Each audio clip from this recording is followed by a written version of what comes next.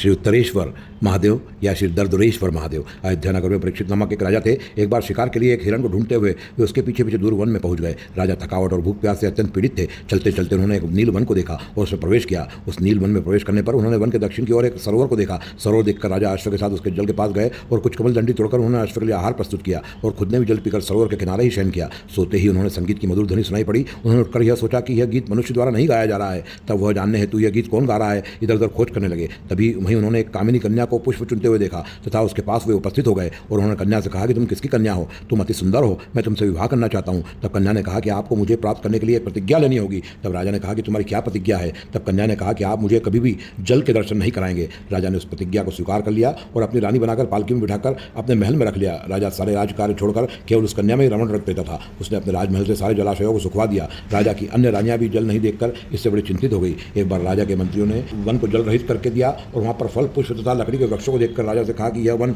जल रहित है, आप यहाँ पर इच्छानुसार रमण कर सकते हैं। राजा मंत्री का कथन सुनकर उस वन में प्रवेश करके कन्या के साथ रमण करने लगे। उस वन में प्रवेश करने पर राजा के साथ उनकी प्रिया ने एक कुएं को देखा जो अमृत की तरह जल से पूर्ण था। उस कुएं को मेंढकों से भरी देखकर राजा अपनी पत्नी के साथ बैठ गए और वहाँ राजा ने अपनी स्त्री से कहा कि देखो यह सरोवर कितना सुंदर है, इसका जल कितना प्रशांत है। राजा का यह वचन सुनते ही वह नारी ने सरोवर में डुबकी लगा दी और उसमें से निकली ही नहीं। राजा उस नारी को ढूंढते रहे लेकिन वह उन्हें नहीं मिली। राजा ने देखा कि सरोवर मेंढकों से भरा है। तब उन्होंने अपने सेवकों को आदेश दिया कि इन सभी मेंढकों का वध कर दो। राजा के आदेश से जब मेंढकों का वध किया जा रहा था तब एक महान मेंढक अर्थात दर्दुर कुएं से बाहर आकर क्रोधित स्वर में राजा से कहने लगा कि हे राजन, दया करके निरपराध मेंढकों का वध ना करें, अपने क्रोध को शांत करें। जब राजा कहता है कि हे दर्दुर, मैं बिना कारण इनका वध नहीं कर रहा हूँ, इन्होंने मेरी स्त्री का भक्षण किया है, तभी मैं इनका वध कर रहा हूँ, तुम इस विषय में मुझको ना रोको। तब वो महादर्दुर दुखी होकर राजा से कहने लगा कि हे राजन, मैं आयु नामक राजा हूँ, तुम्हारी स्त्री तो मेरी ही कन्या है, वो मेरे घर आई थी, अब वह नाकलोक गई है, मेरी कन्या याद करते ही यहाँ आ जाएगी। तब राजा कहता है कि आप अपनी कन्या का स्मरण करके बुलाए और बुलाकर मुझे अर्पित करिए। राजा के कहते ही उस महादर्दुर ने अपनी कन्या का स्मरण किया।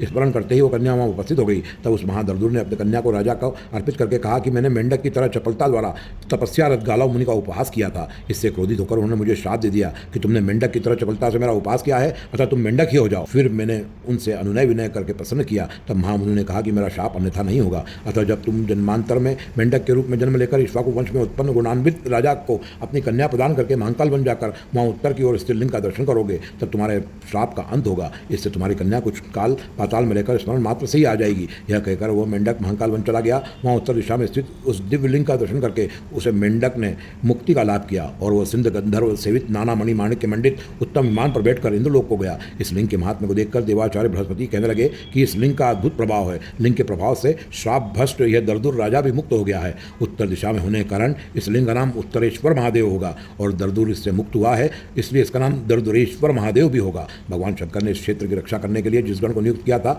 वही यह दुर्धर्ष दर्दुर था। इस कारण इस दिव्य लिंग को अजय होने के कारण दुर्धरेश्वर भी कहा जाता है। जो व्यक्ति श्री दुर्धरेश्वर महादेव के भक्ति भाव से दर्शन पूजन करता है वो समस्त ऐश्वर्यवान होकर स्वर्ग लाभ करता है एवं स्वरूपवान पुत्रवान निरोगी तथा पुण्य आत्मा हो जाता है। वह उस ऐश्वर्य का लाभ करता है जो इंद्र कुबेर यमराज तथा वरुण के पास है। वो 7 जन्मों तक ऐश्वर्यवान तथा निरोगी रहता है। इनके दर्शन करने मात्र से मनुष्य को दान तप यज्ञ आदि का फल प्राप्त होता है। भगवान शिव ने इस लिंग को महाकाल वन के उत्तरी क्षेत्र का द्वारपाल भी नियुक्त किया हुआ है। वर्तमान में यह लिंग उज्जैन के उत्तर क्षेत्र में जेथल गांव के पीछे स्थित है।